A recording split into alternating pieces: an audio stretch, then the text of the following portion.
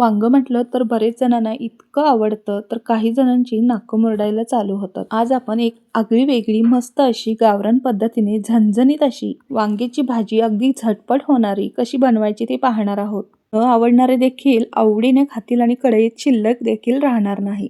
मस्त अशा जांभळ्या कलरची काटेरी वांगी घेतली आहेत. काटेरी वांगी ना चवीला खूप छान असतात. थंडीतून कसं झणझणीत असं खायला आवडतं ना. थंडीचा सीझन, तेल कमी पण चव झणझणीत. तीळ, खोबरे, शेंगदाणे, लसूण आणि भरपूर कोथिंबीर घालून अशी भाजी केली ना न खाणारे सुद्धा मागून खातील. चला तर मग या थंडीमध्ये मस्त अशी चमचमीत झणझणीत आणि पौष्टिक भाजी करूयात. कढईमध्ये शेंगदाणे खरपूस असे भाजून घेतलेले आहेत. ते थंड होईपर्यंत इथे वांगी चिरून घेऊयात आपण. त्यासाठी इथे एका भांड्यामध्ये पाणी घेतलं आणि पाण्यामध्ये 1 चमचाभर मीठ घातलं. मीठ का घालायचं तर वांगी कापली की काळी पडत नाहीत. वांग्याचा असा देठ ठेवायचा. देठामध्ये खूप छान चव असते. जेवढी वांग्याला चव नसते तेवढी त्या देठामध्ये असते. आणि भाजीला देखील असं देठ ठेवलं की चव मस्त येते आणि दिसायलाही खूप छान दिसतं वांग.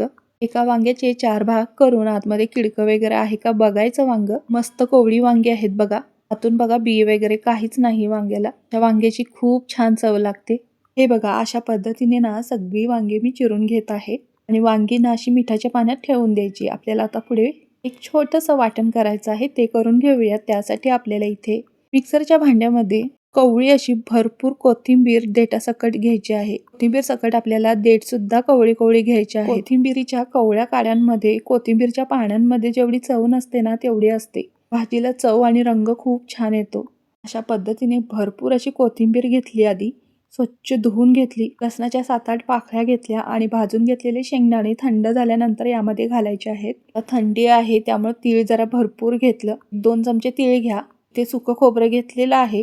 सुकं खोबरं तुम्ही किसून घेऊ शकता. तुमच्या आवडीप्रमाणे खोबरं कमी जास्त करू शकता. हे एकदा ही सगळी जिन्नस घातल्यानंतर मिक्सरला फिरवून घ्यायचं.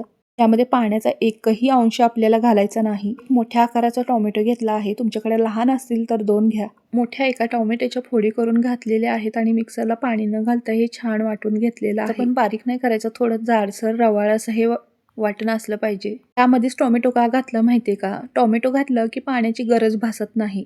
आता काय करायचंय, वांगे आपल्याला एका प्लेटमध्ये फक्त काढून घ्यायचे आहे. त्यात मसाला वगैरे काहीच भरायचं नाही. पुढे मी दाखवणारच आहे तुम्हाला. एका कढईमध्ये बघा 3 ते 4 पळी तेल घातलेलं आहे. तेल तापल्यानंतर 1 चमचाभर होईल एवढं जिरं घातलं. जिरं छान फुलल्यानंतर 2 कांदे बारीक चिरून घेतलेले होते ते यामध्ये टाकून 1 मिनिटभर छान असे खरपूस परतवून घेतलेले आहेत. कांदा 1 मिनिटभर खरपूस असा खमंग भाजून घेतल्यानंतर त्यामध्ये आपल्याला आपण वांगी पाण्यातून बाजूला काढून ठेवली होती प्लेटमध्ये ती निथळून यामध्ये व्यवस्थित घालून 1 मिनिटभर भाजून घ्यायचे आहेत. वांग कांदा आणि तेलामध्ये छान खरपूस असं भाजून घ्यायचं. तर मंडळी, आतापर्यंतची माझी जरा देखील तुम्हाला रेसिपी आवडली असेल तर लाईक करा. ही रेसिपी तुम्ही कुठून पाहत आहात ते नक्की कमेंट करून सांगा बरं. आणि अजूनही चॅनलला सबस्क्राईब केलं नसेल तर तेही करून घ्या. कारण रोजच्या जेवणाच्या अशा नवीन पद्धतीने झटपट होणाऱ्या अगदी घरच्या चवीच्या भाज्या मी शेअर करत असते. आणि माझ्या रेसिपी तुम्हाला आवडत असतील तर नक्की कमेंट करून सांगा. म्हणजे कसं मलाही आनंद होईल आणि तुमच्यासाठी नवीन नवीन युनिक स्टाईलच्या रेसिपी शेअर करायला खूप म्हणजे खूप आवडेल. बघा मगाशी तुम्हाला बोलल्याप्रमाणे वांगे यामध्ये घालून 1 मिनिटभर छान भाजून घेतले. वांगे आपण भाजताना बघा पूर्णपणे वांग्याचे चारीही भाग असे उघडले गेले आहेत. आणि आता आपल्याला यामध्ये ना मीठ घालायचं आहे आणि मीठ ना वांग्याला पूर्णपणे व्यवस्थित आतून लागलं जातं. वांग्यामध्ये परतताना मीठ आतपर्यंत वांग्याच्या मुरलं जातं आणि वांग चवीला तितकंच छान लागतं. वांग्याचे बघा चारीही बाजू असे उघडले आहेत आणि मीठ घातल्यामुळे छान परतल्यामुळे आतपर्यंत मीठ व्यवस्थित जातं. टाकल्यानंतर 1 मिनिटभर छान असं परतवून घ्यायचं. आता काय केलं, वांगी परतवून झाल्यानंतर सगळी बाजूला केली आणि वांग्याच्या मध्यभागी तेलामध्ये ना आपण जे वाटण केलं होतं ना ते यामध्ये टाकायचं आहे. आणि आता छान मिक्स करत एकसारखं व्यवस्थित परतवून घ्यायचं 1 मिनिटभर. हा मसाल्याचा कच्चा वास जाईपर्यंत छान तेल सुटेपर्यंत आपल्याला छान असं परतवून घ्यायचं आहे 1 मिनिटभर. हे परततानाच यामध्ये मी 1 चमचा किचन किंग मसाला घातला आहे. व्हिडिओ स्किप झाला आहे मसाला घालताना.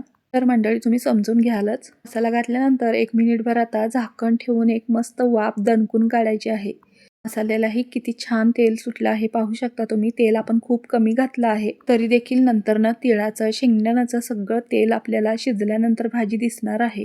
आता बघा यामध्ये हळद घातली आणि इथे 2 मोठे चमचे कोल्हापुरी कांदा लसूण मसाला मी घातलेला आहे.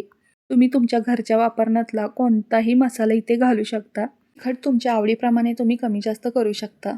चटणी टाकल्यानंतर 1 मिनिटभर छान असं परतवून घेतलं आणि मगाशी आपण मसाला केला होता ना, त्याच भांड्यामध्ये थोडंसं पाणी घेतलं आणि यामध्ये घातलेलं आहे. वांग्याची भाजी आपल्याला छान अशी रसरशीत दाटसर करायची आहे, त्यामुळे पाणी जरा अजून मी घातलेलं आहे. म्हणजे कसं गरमागरम भाकरी, चपाती, भातासोबतही खायला खूप छान लागते. अशी भाजी असली ना ताटामध्ये बाकी कशाची गरजच लागत नाही. एकच भाजी पुरेशी आहे. पाणी घातल्यानंतर ताट ठेवून 1 मिनिटभर छान अशी दणकून उकळी काढली. गॅस मात्र मंद आचेवर ठेवायचा आहे. मंद आचेवरच ही प्रोसेस सगळी करून घेतलेली आहे बरं का. हळूवार तेल सुटू लागलं आहे भाजीला. छान असं तेल सुटेपर्यंत भाजी छान शिजवून घ्यायची. त्यातील वांगीही शिजली पाहिजेत. 1 ते 2 मिनिटात मस्त भाजी शिजते बघा. भाजीला छान तेल सुटेपर्यंत मंद आचेवर भाजी शिजवून घ्यायची आहे. भरपूर अशी कोथिंबीर घालायची. कोथिंबीरीमुळे खूप छान चव येते. जास्त काही घालायचीच गरज लागत नाही. तुम्ही ना हीच नाही तर सेम अशा पद्धतीने दोडक्याची, दुधीची, वांग, बटाटा मिक्स भाजी अशी करू शकता. खूप म्हणजे खूप छान लागते. आणि अशा थंडीतून ना गरम गरम भाकरी, चपाती, भातासोबत अशी भाजी असेल ना, तोंडाला छान चव देखील येते. जेवण जात नसेल ना तर 2 घास जास्तीचे जातात. आणि न खाणारे ही आवर्जून या पद्धतीने केलेली भाजी नक्कीच खातील. एक वेगळ्या पद्धतीने अगदी झटपट होणारी भाजीची रेसिपी तुमच्यासाठी मी शेअर केली आहे. ही पौष्टिक, झणझणीत, अगदी कमी तेलात, तरी देखील भाजीचा रंग बघा. तर बघा मग एकदा आवडली तर करून ही रेसिपी शेअर करायलाही विसरू नका. चला तर मग धन्यवाद.